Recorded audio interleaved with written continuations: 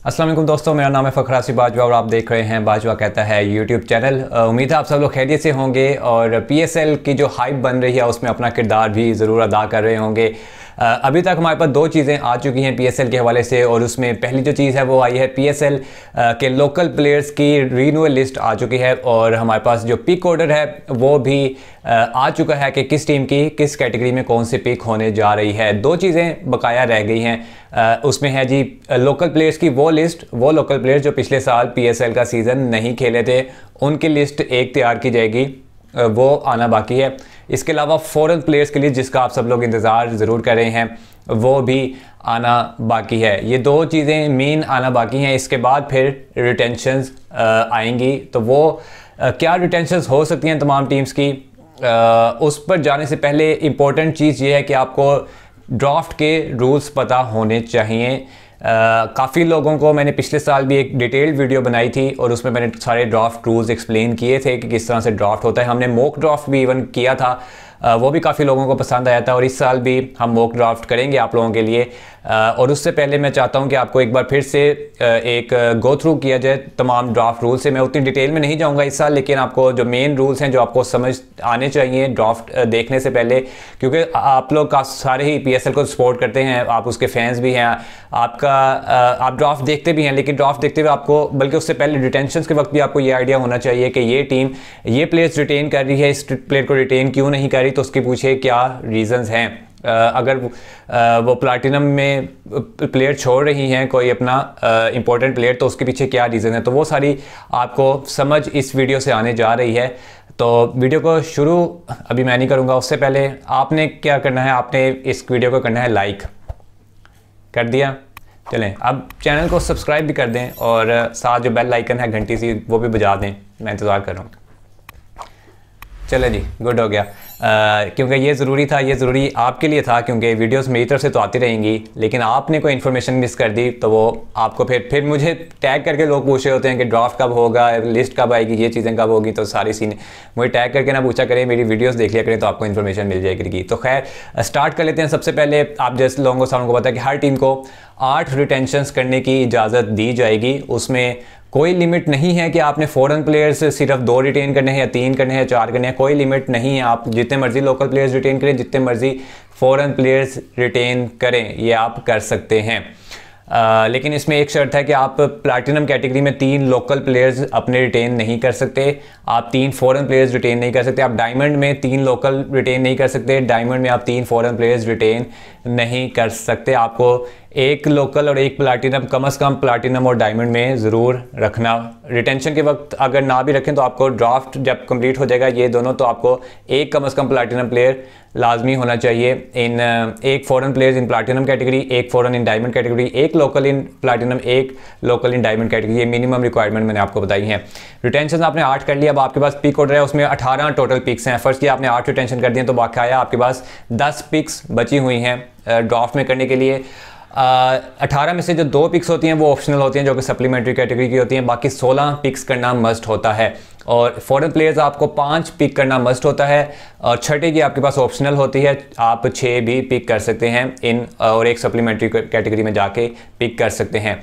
Platinum में कितने बंदे होने चाहिए? 3 होने चाहिए, या तो 2 लोकल या 1 प्लैटिनम 1 फॉरेन, या 1 फॉरेन और 2 local. Same goes for diamond category. Gold में 3 पिक्स होती हैं आपके पास, आप कोई भी प्लेयर पिक कर सकते हैं, लोकल भी फॉरेन भी। लेकिन शर्त यह है कि आपके पास पहली 9 पिक्स यानी 3 प्लैटिनम, 3 डायमंड, 3 गोल्ड की, उसमें कम से कम 3 फॉरेन प्लेयर्स पिक करना लाजमी है। ठीक हो गया। उसके बाद जो सिल्वर की 5 पिक्स आती हैं, 2 पिक्स आती हैं इमर्जिंग की, 2 पिक्स आती हैं सप्लीमेंट्री कैटेगरी की।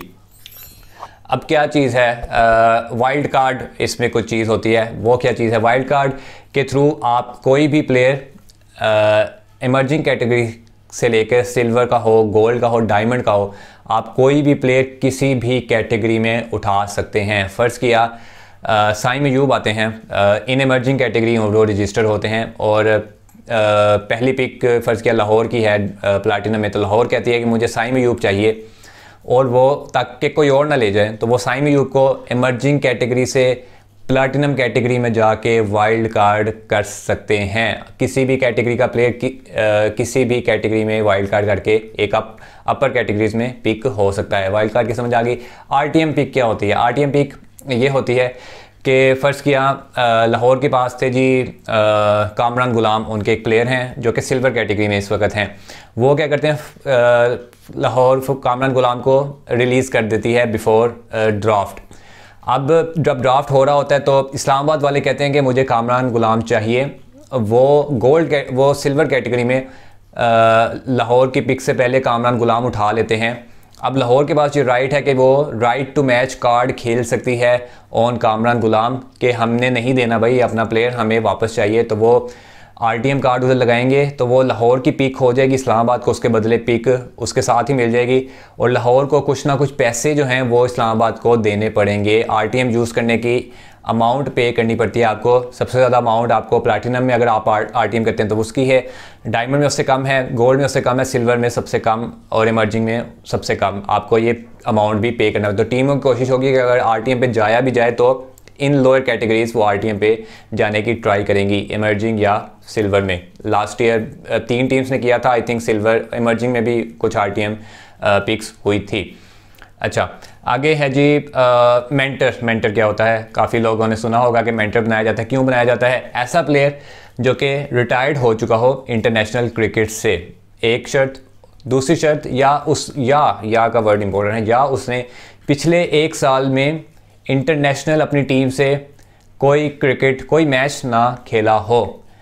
तो ऐसे प्लेयर को मेंटर बना के ड्राफ्ट से पहले मेंटर बनाया जाता है और उसकी एक कैटेगरी डाउनग्रेड हो जाती है। फर्स्ट के डायमंड में कोई है, जैसे हफीज़ हैं, डायमंड को मेंटर बनाया जा सकता है क्योंकि he is retired from international cricket. Diamond में मेंटर बना के उसकी एक कैटेगरी डाउनग्रेड होके गोल्ड में आ जाएगी और ऐसे प्लेयर को आपको रिटेन करना लाजिम होता है। आप ड्राफ्ट में जाके किसी प्लेयर को उठाकर मेंटर नहीं बना सकते, आपने ड्राफ्ट से पहले ये काम करना है।